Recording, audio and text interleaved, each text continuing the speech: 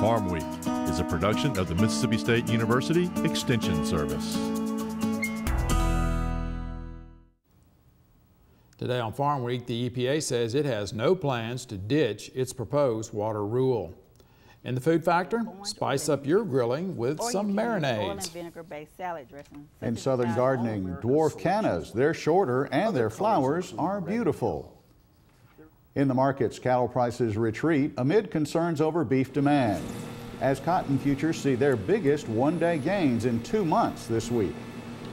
In the feature segment, we'll have a Farm Week flashback from 10 years ago. Don't think you're creative? Well, neither did Lee Washington until he followed his imagination. It just amazed me how people come up and say, wow, this is very unique. How did you come up with this, you know? And I feel good that people love what I do, you know, just something that I do. You know, I don't consider myself an artist.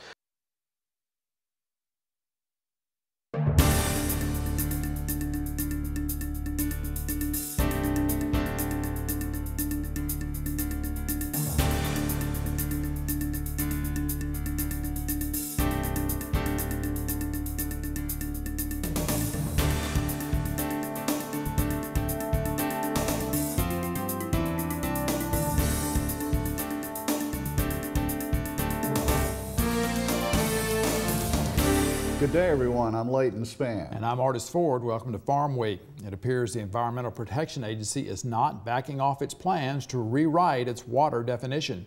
Artis, it appears the differences between the EPA and agriculture are as wide as ever.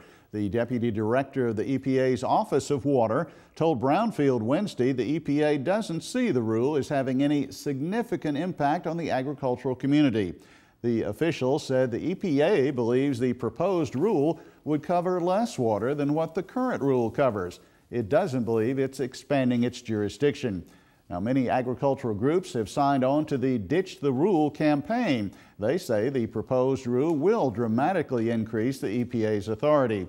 The EPA has responded with a campaign of its own called Ditch the Myth. Let's check on the Mississippi Weekly Crop Report from the Mississippi Ag Statistics Service in Jackson. Now, this report reflects conditions as of last Sunday, August 17th. As we look at soil moisture, surplus 7% in the state, adequate 66%, but short to very short 30%. But that does not include the rain that fell early in the week.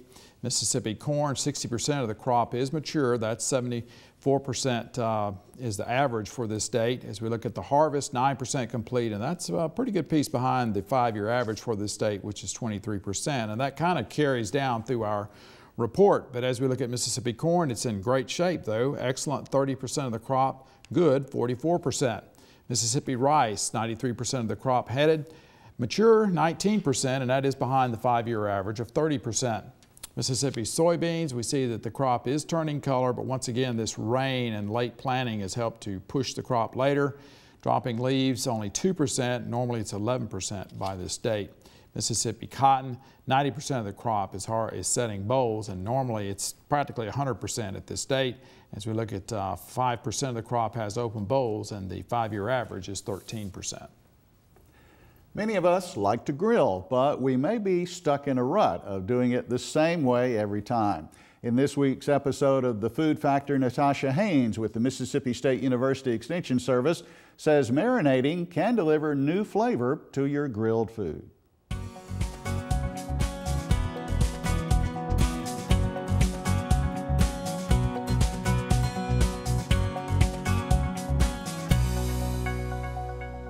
It's ready. Who doesn't love the aroma of meat and vegetables coming from the grill? Marinades add delicious flavor to your grilled foods while keeping them moist and tender. Marinades are easy to make. You can also save money when shopping for different kinds of meat. For example, a marinade can make even a chuck roast into a tasty kebab. Here are 3 quick tips. Marinate food in the refrigerator, not on the counter. For the best flavor, marinate food for several hours or overnight. Allow about half a cup of marinade for every pound of food. You can easily make your own marinades with wine, vinegar, soy sauce, and juices such as orange or lemon juice. Or you can use oil and vinegar-based salad dressing such as Italian dressing as a marinade. Sometimes a recipe calls for the marinade to be made into a sauce for the dish. When doing this, it's important to bring it to a boil on the stove to destroy any harmful bacteria before using it on cooked food. Grilled food keeps the heat out of the kitchen and fills your summer with flavor. It's time to make healthy food a factor in your life. Set aside some of your marinade if you plan to use it for basting the meat while it cooks. This helps to avoid cross-contamination from the raw meat. Well, most people like cannas because of their lush green foliage, but they can be tall, however. In this week's Southern Gardening segment, Extension horticulturist Dr. Gary Bachman shows us some new varieties of dwarf canna lilies that are not only shorter, they have beautiful flowers.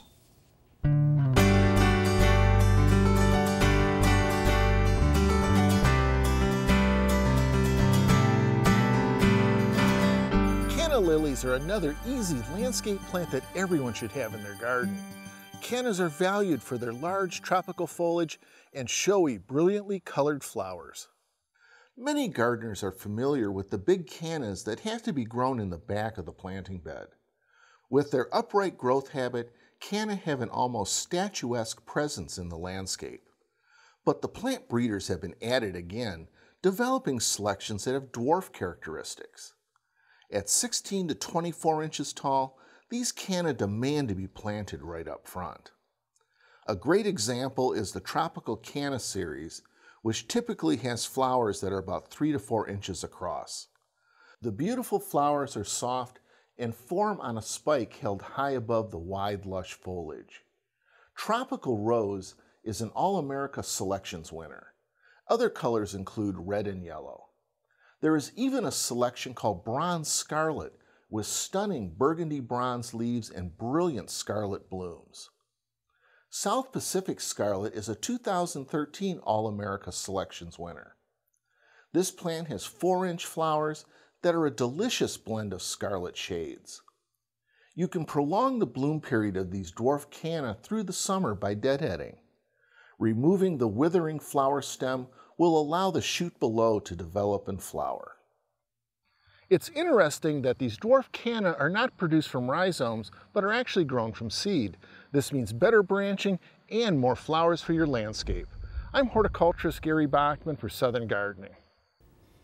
Cannas do like moist soil, so be sure to water them when it gets hot and dry. In our feature segment today, we'll have a Farm Week flashback as we revisit Lee Washington of Rolling Fork and his cotton picker art. But before we get to the markets, we want to ask you to help us again. We want your opinions and perceptions about Farm Week and what we can do to make Farm Week better. If you will go to our Facebook page or our web page, you will see a link on the web page. It's in the upper right corner. Follow that link and you can rate us and tell us what kind of stories and information you want to see on Farm Week. Our website address is farmweek.msucares.com. On Facebook, our fan page is Farm Week USA. Now you can also call toll-free if you'd like to talk to somebody about Farm Week. The toll-free number is 877-274-1600, extension 92. That's 877-274-1600, extension 92. You can do this between 7 and 9 p.m. Central Time, Monday through Friday. Saturday and Sunday, the hours are 8 a.m. to 8 p.m. Central Time. Now, all responses will be kept confidential. Your telephone number or email address will not be associated with your responses. And be honest with us. Give us praise where it's due and criticism as well, because Farm Week is on here to benefit you. It's not on here to benefit us. So if you can let us know, times change. You want to see different things. Audiences change. So if you would take the time to look up those email links or webpage links and give us your opinion. We appreciate honesty. That's right, we do. Time now for the markets with Leighton, and he says that the NCBA has some interesting research on millennials. Millennials, if you've forgotten, that's a generation now about 30 years old and younger, and what they found, not necessarily a good perception about beef. More on that in a moment. Also in our headlines this week, some Chicago traders are blamed by analysts for the negativity in the feeder cattle market. U.S. milk production jumps year over year.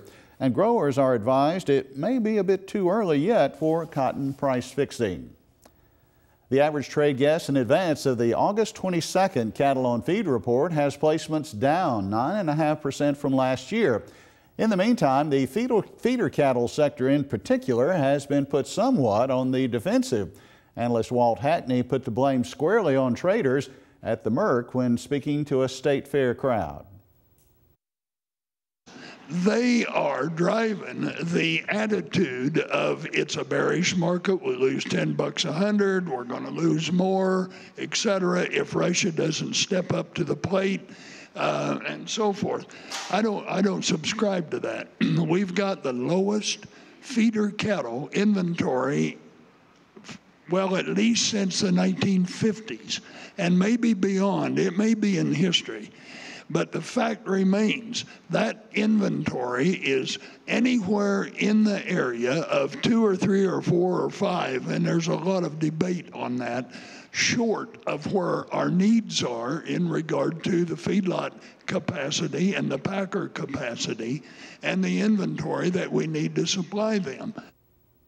New research indicates that a majority of the millennials amongst us, that's the generation born between 1982 and 2001, associate factory farms with beef production. The NCBA says at 79%, it's a higher figure than even associated with the poultry and pork industries. The beef trade is now identifying messages to use in the near future to try and change those factory farming perceptions.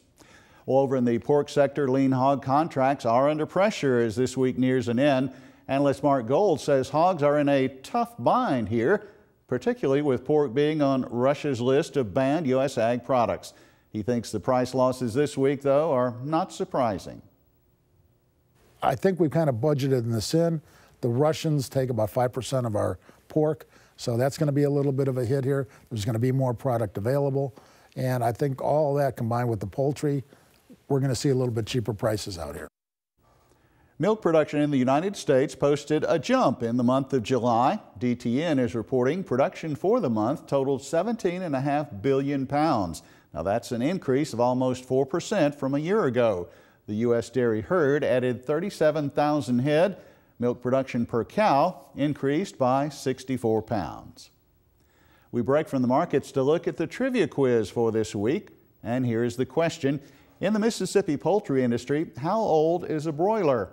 Is the answer 4 weeks or less, 8 weeks or less, 12 weeks or less, or 16 weeks or less? I'll tell you in a moment at the end of the markets. We're going to pause for a short break on Farm Week. Coming up, we'll look at the calendar and the rest of the markets.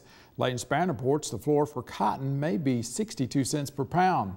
In the feature segment today, to you or me, it's just cotton picker machinery, but in Lee Washington's hands, the metal pieces are transformed into art.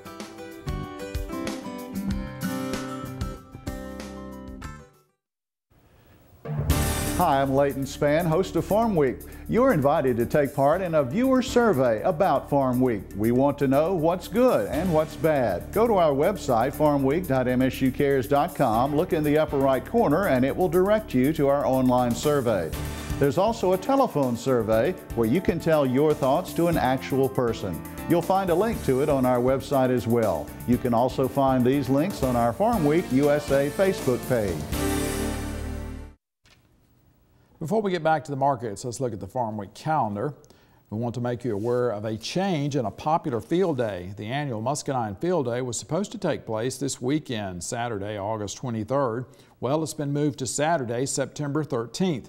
The location will still be the Mississippi State University Research Unit at McNeil Research Unit. That's on Ben Gill Road at Carriere. Carriere is between Poplarville and Picayune. You'll learn about the fruit, you'll learn about plant spacing, trellises, production practices, insects, and disease. Scientists from MSU and the U.S. Department of Agriculture will be on hand to answer questions. Once again, that's Saturday, September 13th. A week later, on Saturday, September 20th, the Fall Garden Tour will take place at the North Mississippi Research and Extension Center of Mississippi State University. That's on Highway 145 south at Verona. In addition to the flower and vegetable gardens, the 2014 theme is container gardening. Go to our website at farmweek.msucares.com for information on these and other events. Now check out this week's Farm Week Snapshot.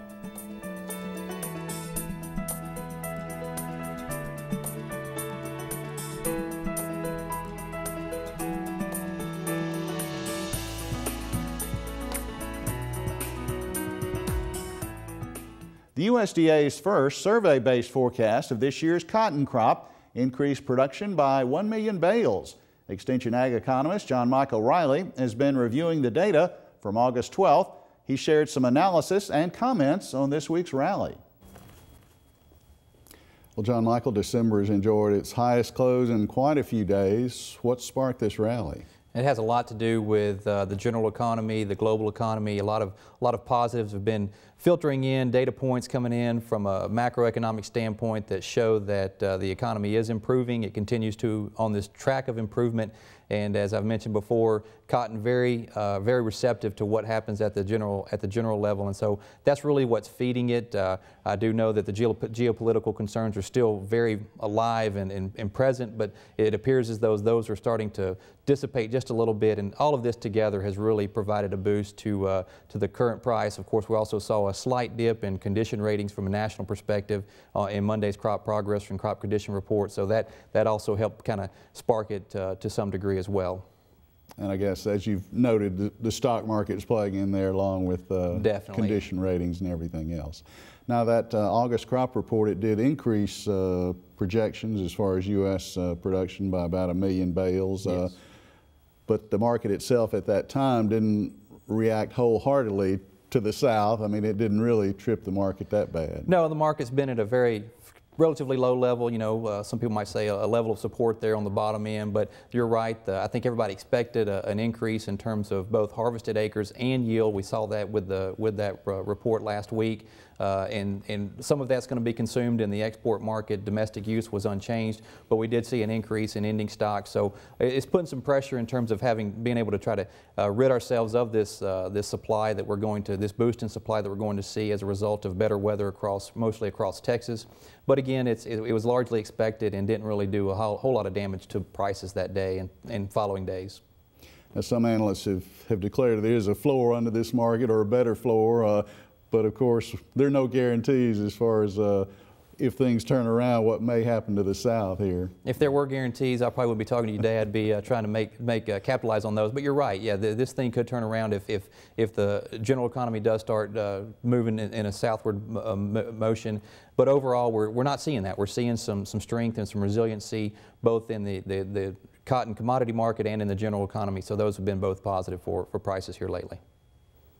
Before our feature story, let's check the trivia answer for this week. The correct choice is C, 12 weeks or less in age. Broilers are bred specifically for meat production, and broilers are what most chicken farmers in the state produce. Our feature story today takes us back 10 years on Farm Week. It's about a Rolling Fork, Mississippi school teacher who teaches vocational skills to high school students. In his spare time, Lee Washington turns his skills toward creating art. The material he sculpts was once used in service of a king cotton, that is. Washington turns cotton picker spindles and bits of metal into imaginative sculpture. This Farm Week flashback first aired in 2004 before high-definition television was common. It was produced by Brian Utley. This is a spindle which comes from a mechanical cotton picker. This is what it looked like when I pick it up from the tractor places. What it does, it rotates. There's a gear that rotates it, and the spindle spins. And as it spins, the cotton gets caught up in it. And that's how the cotton is extracted from the boll. And this is what it takes to get started and to make one of my little sculptures. I had some extra ones lying around on the table, and I was trying to see what to do with them. And I started shaping and forming and put them in different positions, and I saw a man appear. I always make my left hand first, my left arm first. I don't know if it has something to do with me being in the Army or what. At that point, I started heating, cutting, and welding. And it looked like a man, but it was just a stick man. And I started, well, I'll do another one, and I did another one, and now I've done quite a few.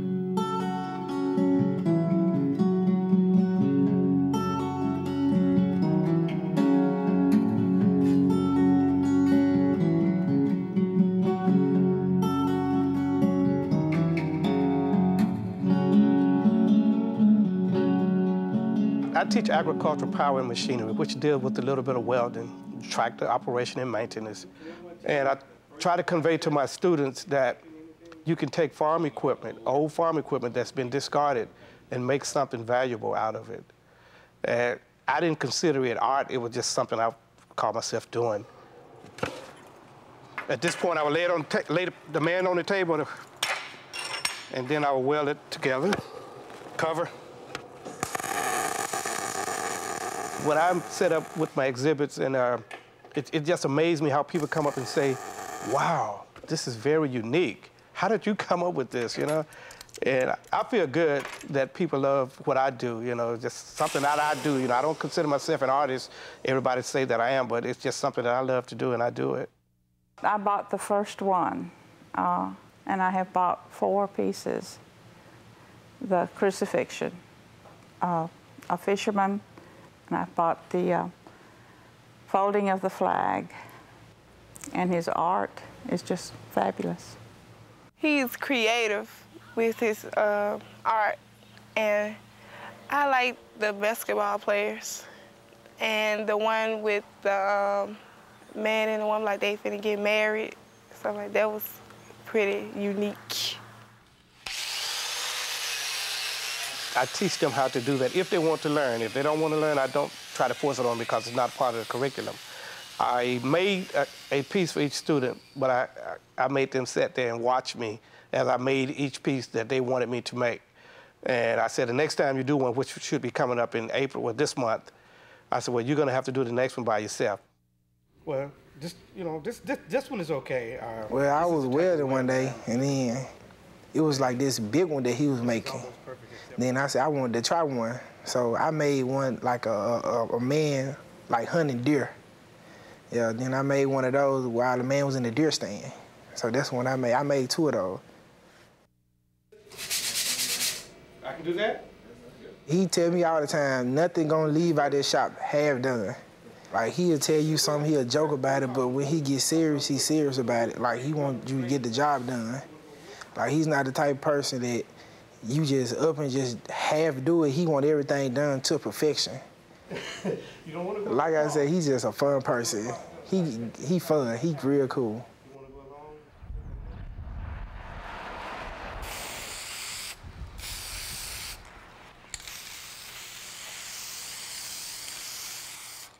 That's the finishing product once I put the paint on it. The clear lacquer, that's it. I name every piece that I make. At first I didn't name it, I didn't write anything on it, you know, when I first started.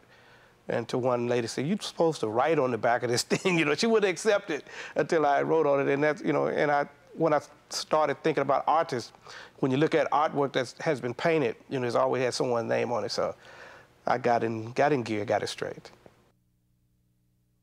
There's 10 sculptures on here.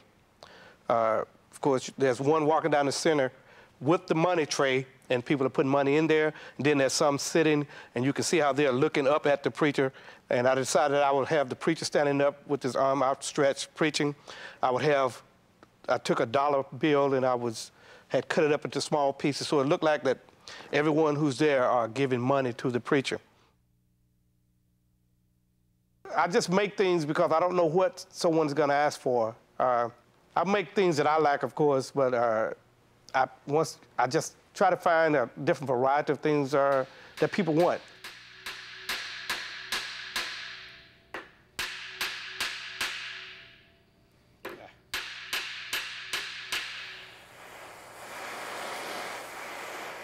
Before I started sculpture, and I had no idea, I didn't think I had any artistic anything in me, you know. So the only thing I can say is just try it. Just see what you can do, and you'll be surprised, you know. Divine, you know, there's a divine movement somewhere that causes you to do things, and evidently that's what happened to me. And if you're interested in more information on Lee Washington, you can watch this story again on our website, Facebook page, or YouTube. That's farmweek.msucares.com. We'll have some contact information for Lee as well. Now, that story aired originally on Farm Week about 10 years ago now, amazingly enough. As you can see, we've moved from standard definition television now to high definition. We used to think that old stuff was sharp, but not anymore compared to the new stuff. Brian Utley did the guitar work that you have in that story, and Brian is still with us. Lee's still teaching school. He's opened his own art gallery in Rolling Fork, which is open by appointment. He's still making the cotton picker spindle art, but he's branched out into other metal art. He does yard art now. He does some bottle trees. He also makes cars and trucks out of license plates. He also does custom work and commissions. Now, Lee has also stepped up. He's been recognized. He's now a member of the Craftsman's Guild of Mississippi, which you have to go through a jury process. You know, it's not just, you don't send in your money. They have to actually invite you to join. And he's also represented Mississippi at the Chicago Blues Festival. So more evidence, all of it. He is a craftsman. He is an artist. There is a connection of agriculture and art. I think we have demonstrated that on Farm Week. Well, we are at the end of Farm Week for this week. On our next show, we'll show you that it's possible for Mississippi farmers to irrigate and use less groundwater. In the feature segment next week, moisture sensors. Mississippi State University scientists are helping growers to use them to conserve water without sacrificing yield. And the food factor, tired of peanut butter every day for lunch? Natasha will have some ideas to give your lunch a makeover. Cheese and crackers. And in Southern gardening, Muscadines. Find out the basics so you can grow these Southern grapes. For the rest of the Farm Week crew, I'm Artis Ford. And I'm Leighton Spann. Thanks for watching. We'll see you next week.